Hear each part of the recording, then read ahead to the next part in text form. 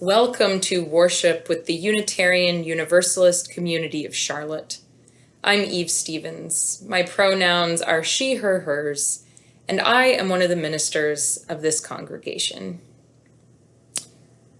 What creative endeavors have you embarked on lately? What have you made or built or painted or shaped? Perhaps during the pandemic, you found yourself playing with watercolors or baking bread from scratch. Maybe you've redecorated the walls of your apartment multiple times, or painted them a variety of colors, or started a garden. Sculpture, oil painting, writing novels and memoirs, or creating the choreography for a dance are all fine answers too. Or maybe artistic pursuits and creative hobbies aren't really your thing, but you are in the midst of a new friendship that's unfolding slowly with each conversation, each time you reach out with a text out of the blue or invite them to get a cup of coffee. What are you creating? What are you making these days? Poet Elizabeth Alexander writes, "The mystery of making art is the most spiritual zone of my life." And Alexander says of the creative process, whatever that may be for you, she says, tend it, nurture it, honor it. She says every day is another blank page to be filled from your own particular landscape. Dancer and choreographer Martha Graham said if we are open to it, we can't help but be creative beings. As she put it, there is a vitality, a life force, an energy, a quickening that is translated through you into action. Yes, definitely. And yet, we know, so often the work of creating, of bringing something new into the world feels like a tall order, heavy even. Too often the act of building, shaping, making something new doesn't just flow seamlessly from our minds, hearts, or fingers. There's a lot of feeling stuck, uninspired, and uncertain. A lot of not really knowing quite how to start or where. It takes courage to create. To bring a relationship or work of art into existence that wasn't there before takes tenacity and courage. There is so much to stop us before we even start. Whether you arrive to this service live or you're watching it sometime in the future, welcome.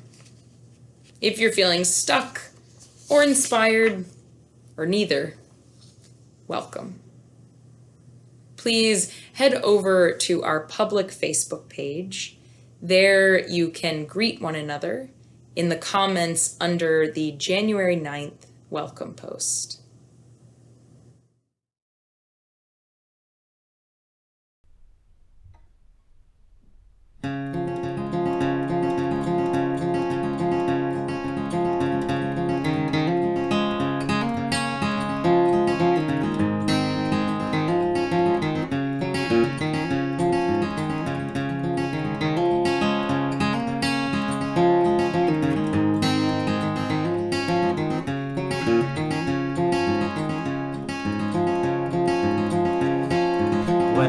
That bee singing down from that tree, why it's one more robin makes 100 on the day, atop 100 yesterday, and leaving barely breath to pray, a petty peace and still it stands so still on bendless branches, granting fallen songs I know too well to ever play.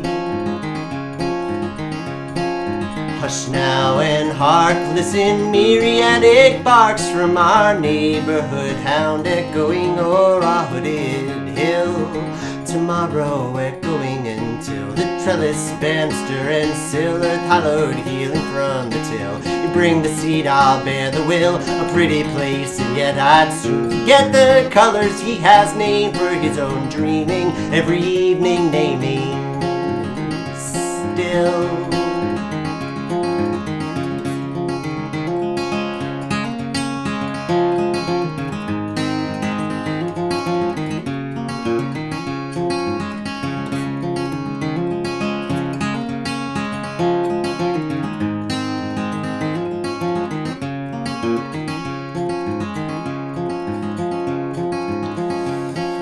What be that song, having borne it so long? I wonder not, when he hears it, how he knows it for his own.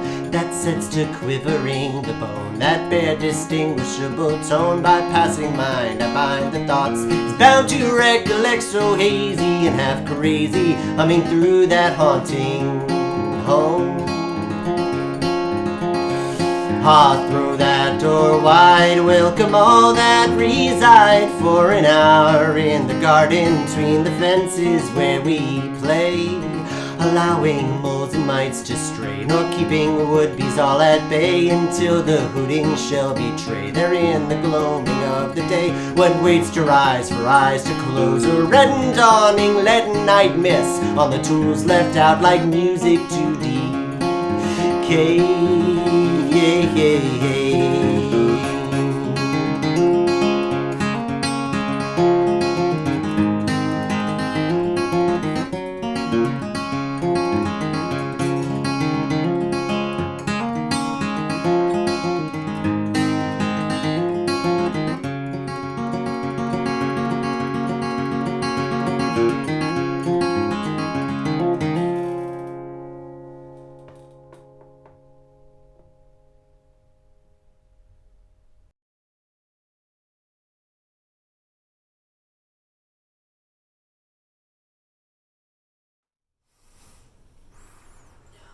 Welcome again to today's service. I'm Helen Fowler. My pronouns are she, her, hers, and I'm one of the members of this congregation. If you are with us today for the first time and want to learn more about who we are and what we have to offer, I hope you'll explore our website and consider subscribing to our electronic newsletter, Currents. For a conversation with one of our ministers, or simply to get better acquainted with us, reach out to our membership coordinator, Kelly Green. Her email is kelly@uuccharlotte.org. We're glad you're here. Welcome.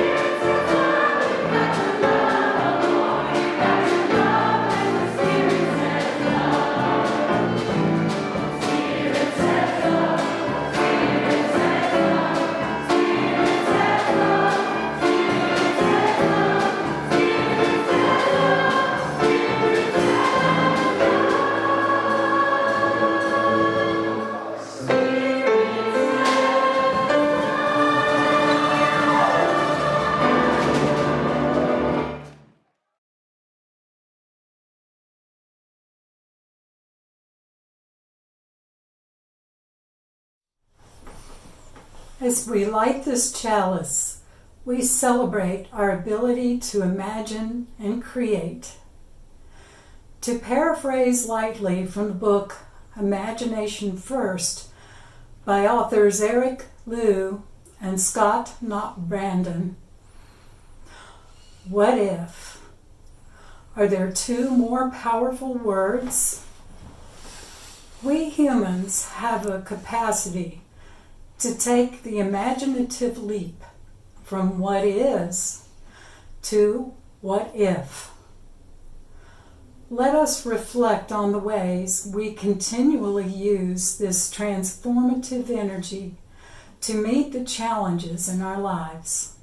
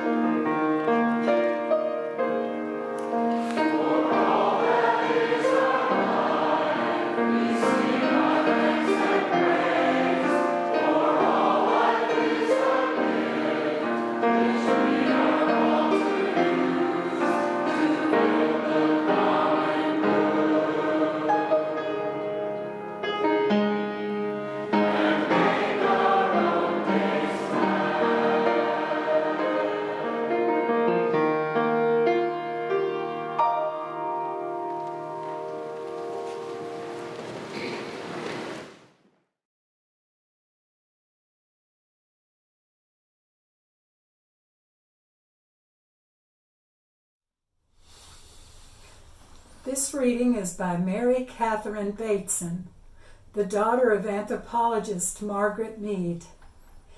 This excerpt comes from Bateson's book entitled Composing a Life. As you get up in the morning, as you make decisions, as you spend money, as you make friends, make commitments, you are creating a piece of art called your life. Each day, an empty canvas to fill with shapes and color. A blank piece of paper awaiting the words that will bring a story to life. Each day, an empty stage awaiting our artistic insight about scenery, how the relationships between characters will unfold, how to choreograph the movement of it all. Each day is to be received as a gift, yes. And each day also demands that we play an active role in shaping, molding, composing what it will be. Composing a life is an immense task, both intricate and at times overwhelming.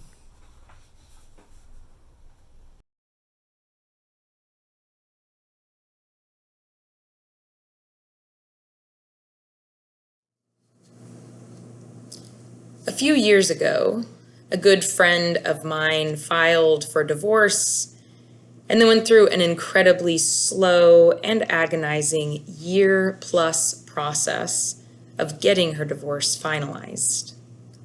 Finally, in February of 2020, she was officially divorced. When it was all over, there were days when she felt immense relief. The bonds of their relationship had felt tangled and then frayed for so long. It was revitalizing to move through her days free of those confining ties. The future was now open, hers and hers alone, to create. And there were days when it felt like the structure that had once held her entire life together had burned to the ground just as a pandemic hit. Now here she was, alone, sifting through the ashes of what had been and wondering what would become of her life. Then one day, a hopeful idea came to her. She could try a dating app. It's pretty hard to meet people during a pandemic. This might work. She could create a profile and reach out into the universe of potential relationships, searching for sparks. She was clear. She loved where she lived. She loved her career. And she wanted to build a life with someone. Every time we spoke, that was in the forefront of her mind. I know it will take time, she'd say, but I really want to find someone. When we caught up, she mentioned regularly that she wanted to start the dating profile, but maybe the first thing to do would be to research dating apps. Which ones seem to result in the most long-term relationships? Which ones are just for hookups? Which ones are used most often by other people in her age group? Each time we talked, she got in the habit of listing the things that had gotten in the way of setting up her dating profile again this week.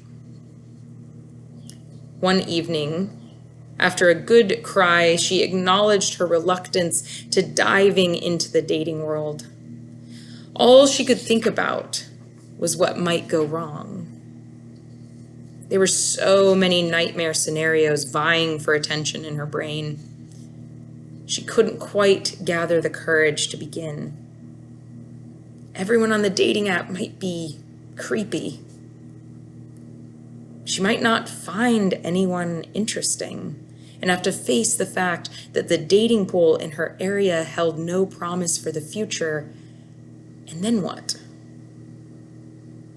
It might be that after a glance at her picture and the description of her interests, no one found her compelling. She might connect with too many people and have to go through the discomfort of rejecting other hopeful, bruised humans. And it might be that eventually, at some point, whatever new relationship she managed to begin, whatever new commitment she might find the courage to make, could be that it wouldn't work again. I have my own stalled creative endeavors. Some, like my friend, are in the realm of making changes and taking risks to create a life that I can love wholeheartedly.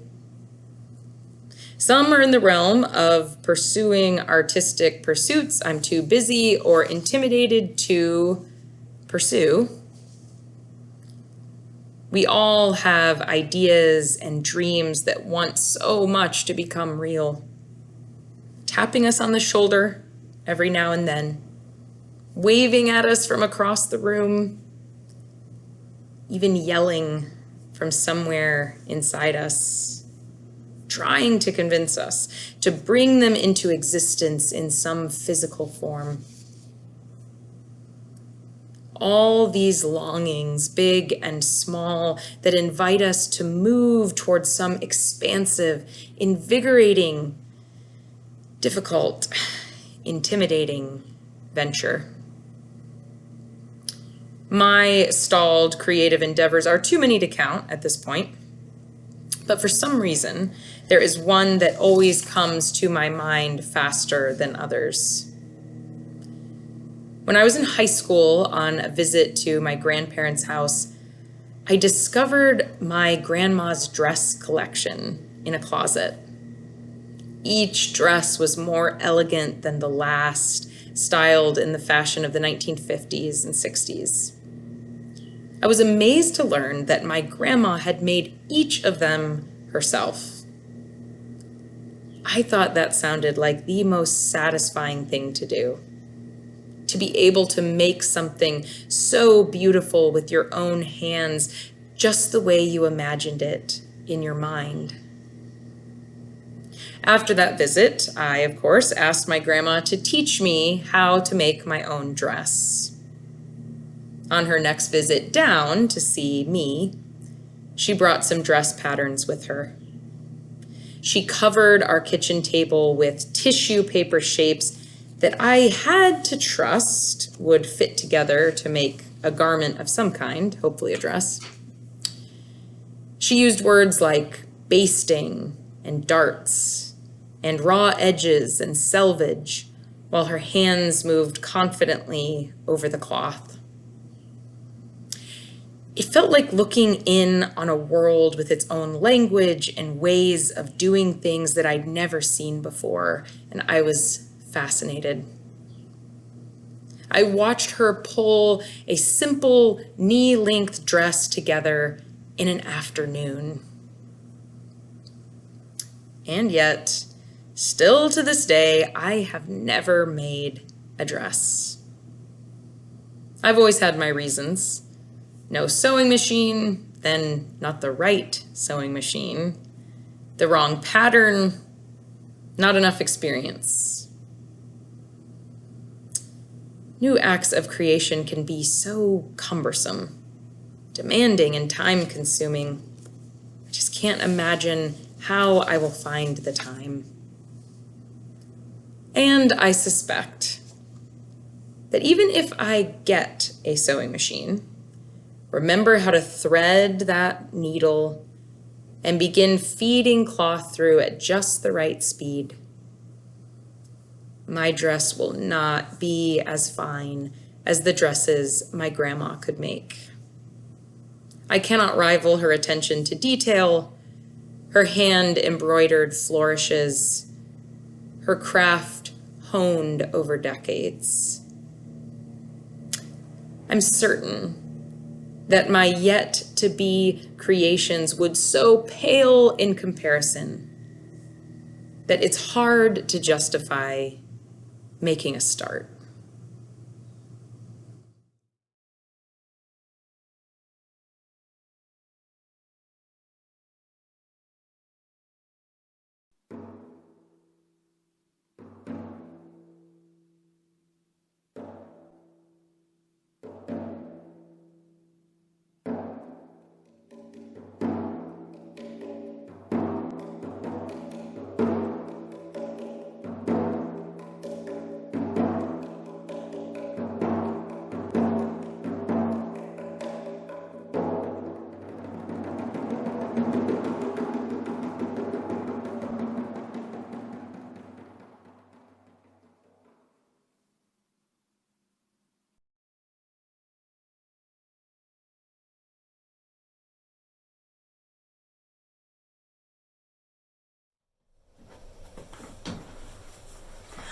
I put down words on a page, so I guess I can call myself a writer. I'd like to share my approach to writing. Recently, I happened across a bookmark that I'd made during the 70s. On the back, I quoted, "The heaven for height and the earth for depth, and the heart of kings is unsearchable." Proverbs 25:3. Back then, the oft-heard slogan, "Question authority," should have prompted me to confront the idea that a king's subjects shouldn't venture to search his heart. Instead, for me, it was more, that really says a lot in a short line. Let me see if I can fit it on the back of this itty-bitty bookmark. Rather than ponder the idea that a king's heart might be too vast to explore, I was drawn to the vastness itself, intrigued with the idea that the vastness could be the realm of any human heart. which has now, with more life experience, led me to a different perspective. What if we searched the king's heart? What would we find? Fear of rejection. The king resists any question to his authority. Yet, with imagination, we can plumb the heights of heaven and the depths of earth, even search the heart of kings, which can lead us to discover we have the heart of kings within ourselves, with heaven for height and the earth for depth.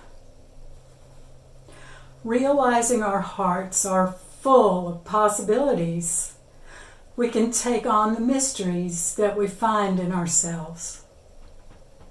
Why did I say this? Do that? Once we carnate ourselves as creator, we gain the authority to reframe that question. Why don't I say this? Do that. Knowing the responsibilities when we speak our hearts, knowing the risks.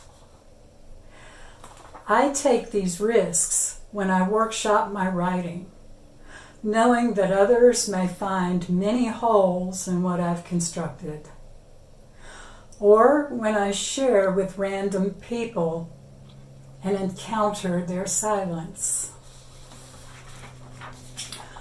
I could easily dismiss myself as a writer. Why write when there are so many good writers to choose from? Maybe people don't get me. Oh, do I get myself?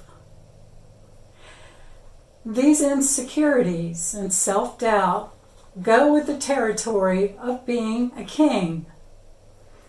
As the king of my own kingdom of writing, I experience the utter vastness of what it is to be a king, including doubts and vulnerability to criticism. Did Solomon's king know his own heart? I believe the search can be difficult, but reaps rewards. I can reconsider. Maybe I can go back with beginner's mind as I continue to navigate areas of myself, searching for meaning. Maybe I can aim more truly if I read myself into what others are saying or not saying about what I write. It is mine to decide as I explore the spaces in my work, how I might rework my writing. I can allow questions challenging my authority to speak, no longer subject to my fear of rejection. I have learned to pose productive questions for myself, like, how can I use the form of essay or poem to express what might possibly be universal in human experience? When I write myself onto a page to be read by others, can others read a part of themselves in what I write? Writing is just one of many ways we can use our creativity to open paths to heart conversations, to make possible our shared searching of the heights of heaven and the depths of earth.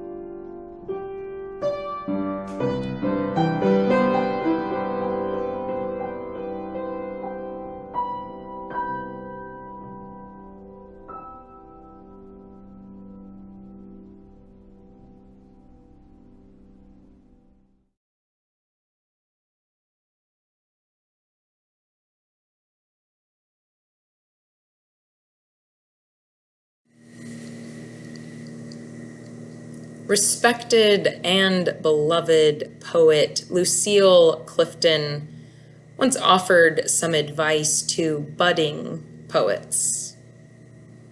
She said, "I don't write out of what I know.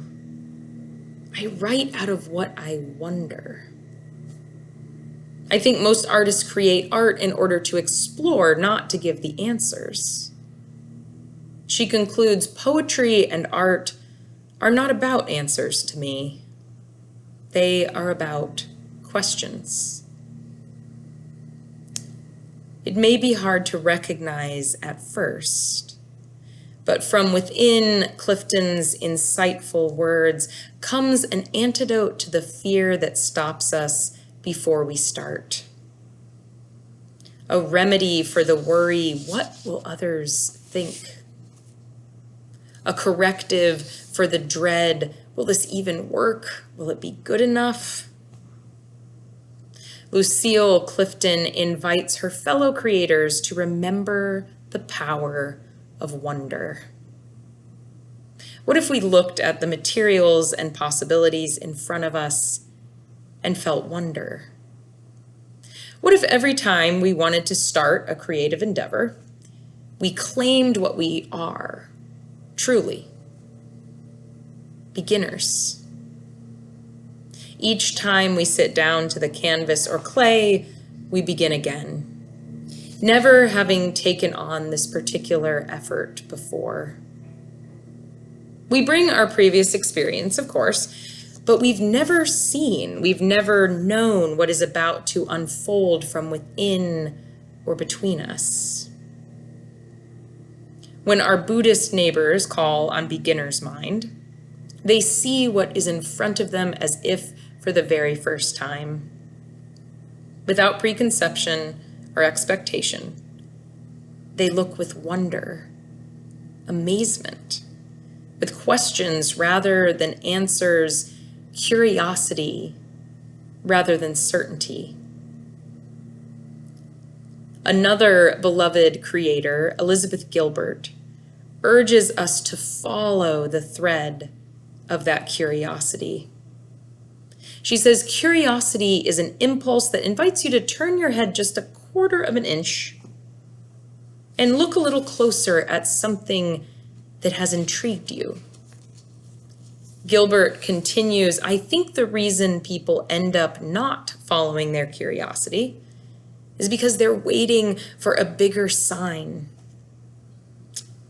Curiosity is a little trail of breadcrumbs," she continues, "that you can overlook if you're looking up the mountaintop, waiting for Moses to come down to give you a sign from God.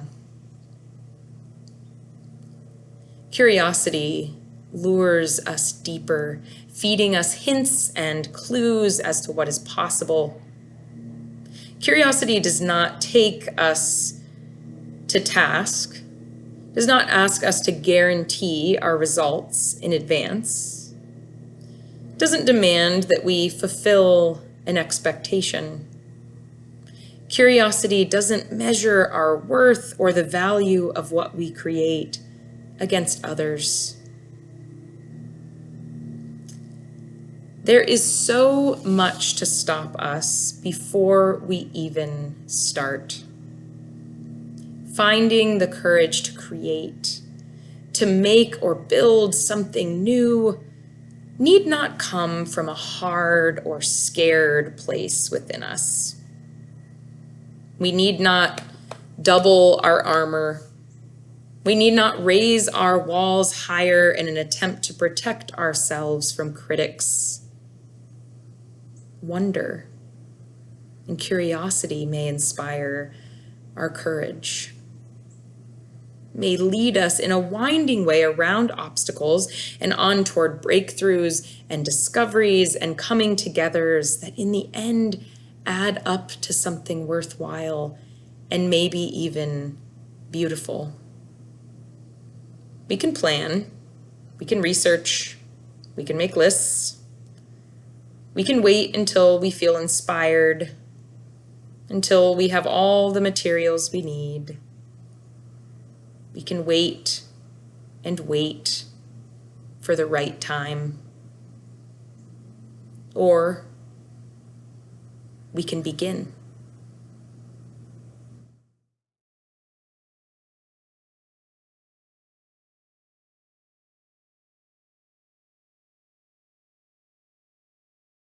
Hi friends, I'm glad to be joining you virtually today. I wanted to talk to you about the creative process that went into writing the song that I'm about to sing for you. My oldest daughter is going to be walking the Appalachian Trail starting on March 27th. And for Christmas, I wanted to give her something that was from my heart that could be encouraging to her while she's away. And so I decided to write a song for her called Keep Walking. And this song is something that hopefully she will be able to listen to on those days when she doesn't want to keep walking. And it can be a source of encouragement and just something fun and lighthearted for her to enjoy. So I want to share this with you now, and I hope you enjoy it.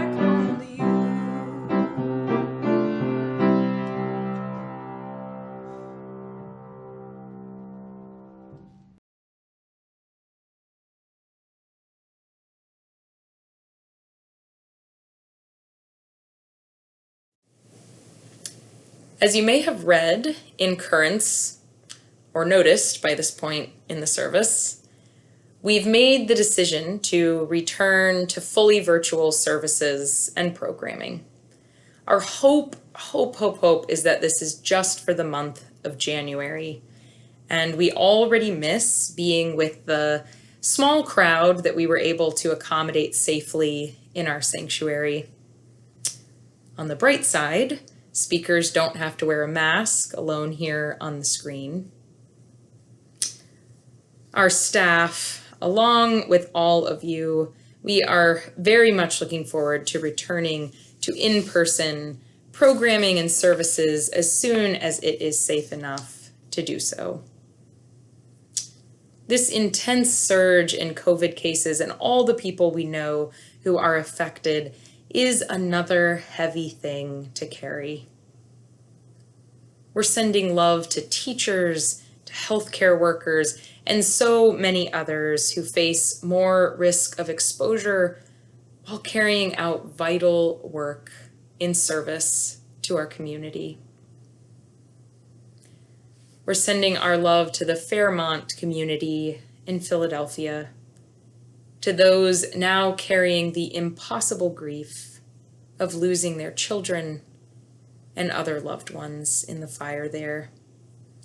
We hold them in prayer. Here in our congregation, we continue to hold with love and in our prayers Carol and Phil Morris and their son Liam as they mourn the death of Phil's daughter Megan and the death of Carol's aunt. Whatever you carry with you this morning, may you feel held by the love of this community.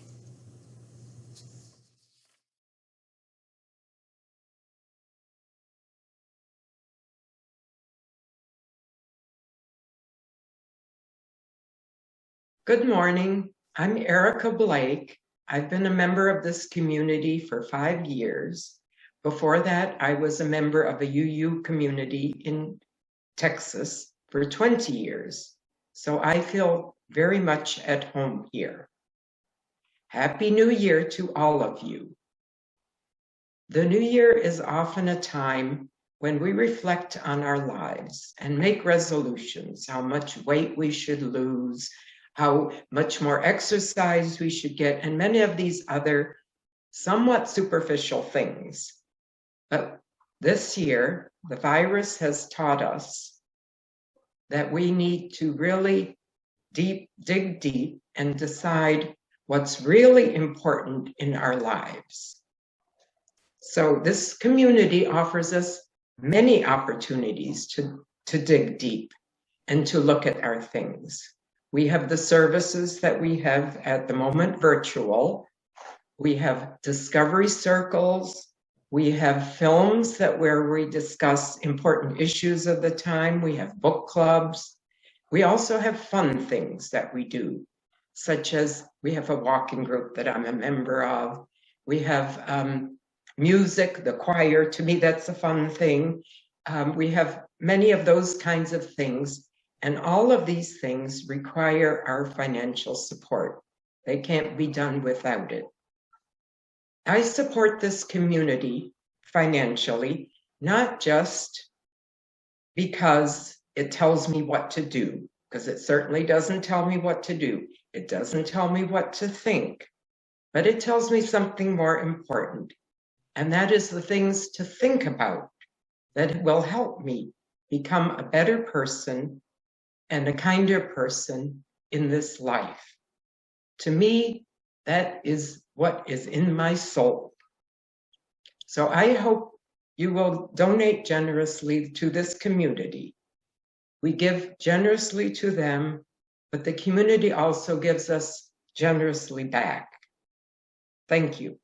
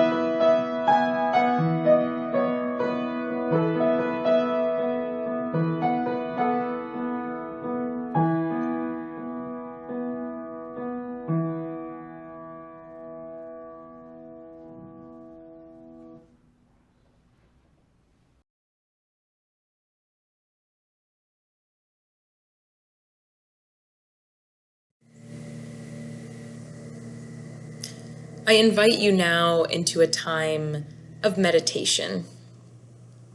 Close your eyes, get a little more grounded wherever you are. Deepen your breath.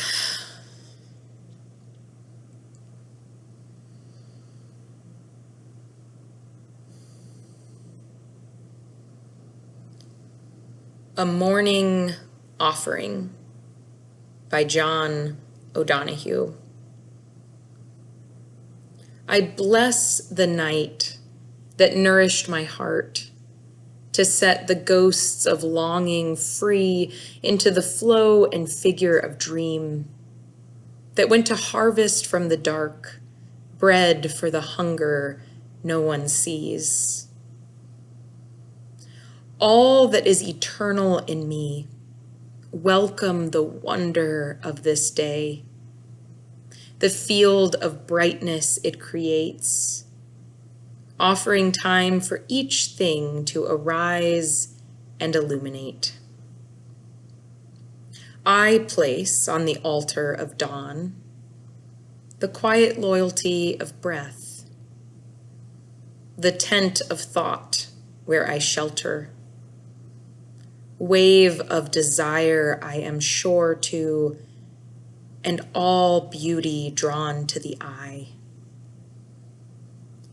May my mind come alive today to the invisible geography that invites me to new frontiers, to break the dead shell of yesterdays, to risk being disturbed and change.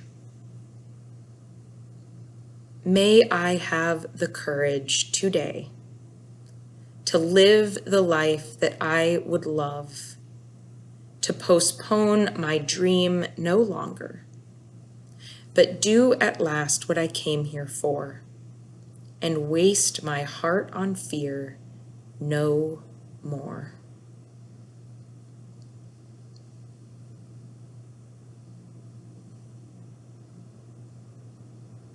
Amen.